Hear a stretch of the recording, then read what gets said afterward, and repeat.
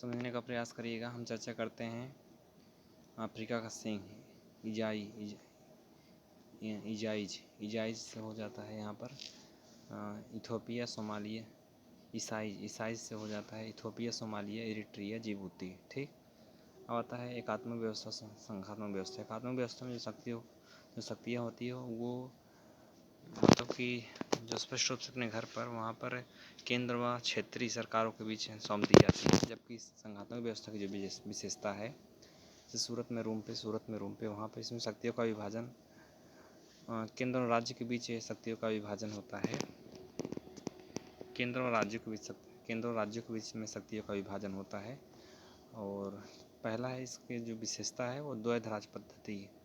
इसमें मुद्रिका के पास में शक्तियों को केंद्र और राज्य के मध्य शक्तियों का विभाजन कर दिया जाता है। लिखित संविधान होता है बिमला के पास में वहाँ पर लिखित संविधान को इसकी विशेषता माना जाता है, जिसमें केंद्र और राज्य के मध्य स्पष्ट विभाजन होता है। शक्तियों का विभाजन की बात करते हैं, श्वेता के पास में इसमें विभाजित शक्तियाँ हैं, जिसमें तीनों शक्तियों का विभाजन होता है, जो एक संघ सूची, राज्य सूची, समवर्ती सूची।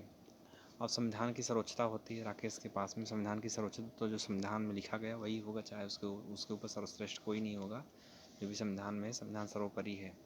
कठोर संविधान की बात श्याम के पास में, वहाँ पे कठोर संविधान है, जो लिख लिया गया वो कभी हटेगा नहीं। वो हटेगा तो सुप्रीम कोर्ट के बहुमत से भले ही वो उसमें राज्यसभा, लोकसभा, राज्यसभा, संसद के बहुमत से ही उसमें संशोधन किए जा सकते हैं। वो भी जो मूल संविधान है उसको चेंज नहीं किया जा सकता।